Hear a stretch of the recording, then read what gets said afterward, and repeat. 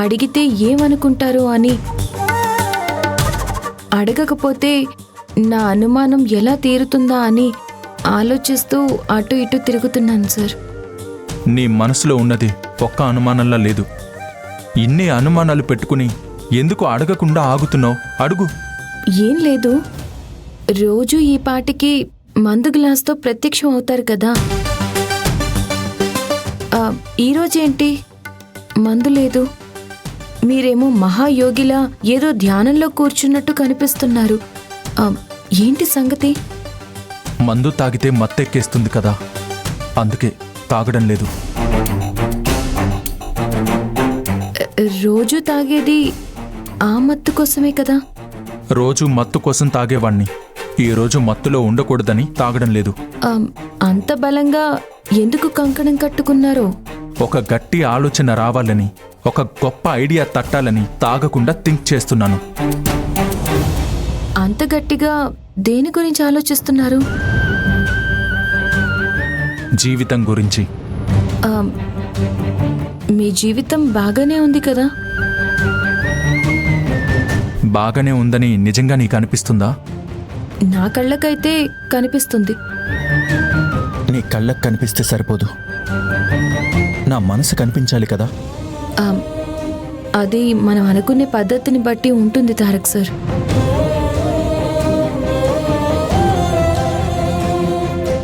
అవునా?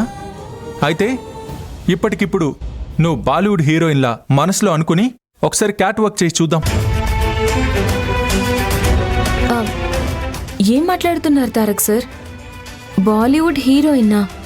క్యాట్ వాకా? అవును, నువ్వే అన్నావు కదా, మనం అనుకోవడంలోనే అంతా ఉంటుందని. కాసేపు అనుకో. ఏమో సార్, అదంతా కుదరదు కదా. అనుకోవడంలోనే ఉంటుంది, అందంగా నవ్వడంలోనే ఉంటుంది అని ఇలాంటి కొటేషన్స్ నా దగ్గర చెప్పకు. అది సరే సార్, ఇంతకీ మీరంత సీరియస్గా దేని గురించి ఆలోచిస్తున్నారు? చెప్పమంటావా? చెప్పమనే కదా అడుగుతున్నాను.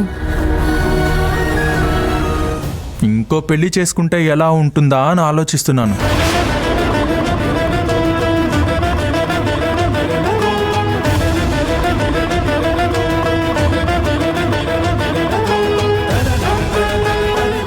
ఏం మాట్లాడుతున్నారు తారక్ సార్?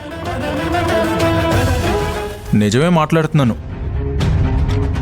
మనకొక దారి నచ్చినప్పుడు ఇంకొక దారిలో వెళ్ళాలి కదా.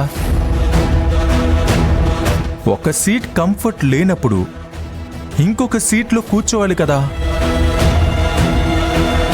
ఒక ఫుడ్ నచ్చినప్పుడు ఇంకో ఫుడ్ అయినా తిని కడుపు నింపుకోవాలి కదా.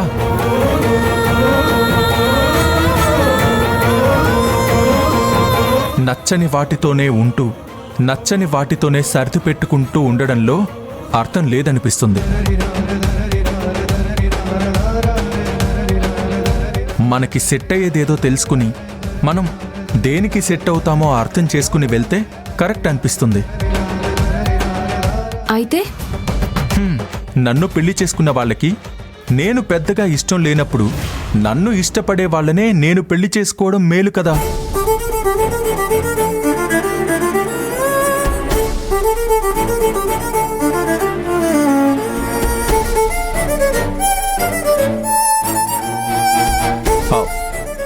ఏమంటావు నీలవేణి?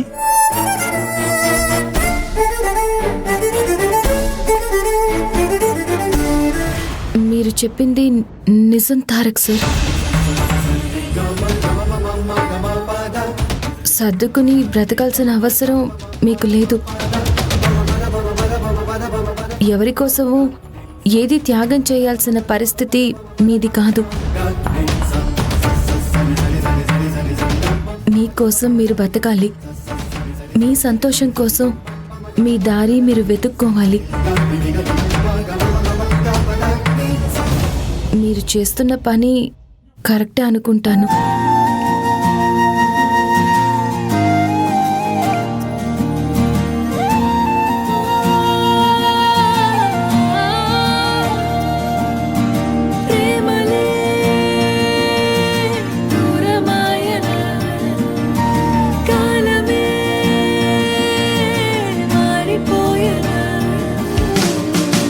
చూపేద ప్రేమనా మౌనమై ఉంటే లేదనా అలకు తెలిసేన లోతునా కడలి యాతన కలిసిలేనన్న ద్వేషమా ఎదుట రాకుంటే నేరమా మోయలేనంత భారమా చిన్న తప్పు.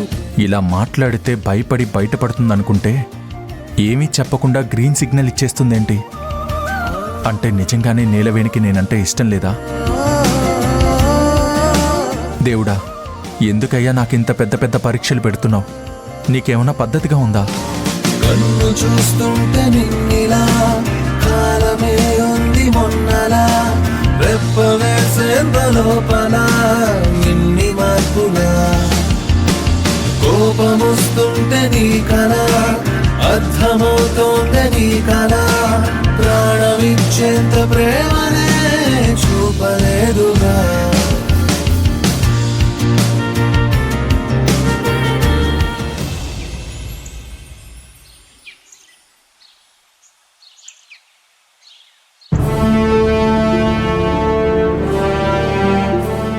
అక్క, తాగుతుంది కాఫీయేగా, కషాయం తాగుతున్నట్టు ఫేస్ అలా పెట్టావేంటి? కషాయం అయినా బాగుంటుంది కానీ ఇలా చల్లారిపోయిన కాఫీ చండాలంగా ఉంటుంది. ఈ చల్లారిపోయిన కాఫీని కాస్త వేడి చేయనా? బావా, ఇక్కడికిక్కడ ఇప్పటికిప్పుడు ఎలా వేడి చేస్తావు? నా దగ్గర ఒక హాట్ న్యూస్ ఉంది. వేడి వేడి వార్త. అది కాఫీలో కలిపితే హీట్ ఎక్కిపోతుంది కదా. బావా, 3 రోజులు మురికి కాల్వలో ముక్కిపోయిన మిఠాయి పొట్లంలా ఉంది బావా. నువ్వు వేసిన ఈ కుళ్ళు జోకు కంపు కొడుతుంది. నా జోకు మరి అంత కుళ్ళు కంపు కొడుతుందా? అవును బావా, ఇంకో 30 రోజులు ముక్కు మూసుకున్నా డోకొచ్చేంత కంపు కొడుతుంది. నిమిషా, నువ్వు ఆగు. ఇంతకీ ఏంటండి ఆ వేడి వార్త? మీ తమ్ముడు మళ్ళీ పెళ్లి చేసుకోబోతున్నాడంట.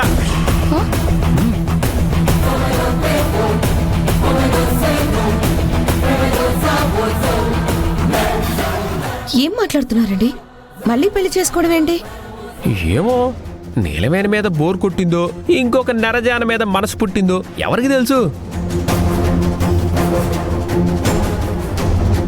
ఇందాక నీలవేణితో అంటుంటే విన్నాను. నువ్వు చెప్పేది నిజమా బావా? ఈ చల్లారిపోయిన కాఫీ మీద ఒట్టేసి చెప్తున్నాను, నిజంగా నిజం. సరిపోయింది. ఈ పల్లెటూరు చిల్లర మొహాన్నే మనం వదిలించుకోలేకపోతున్నాం.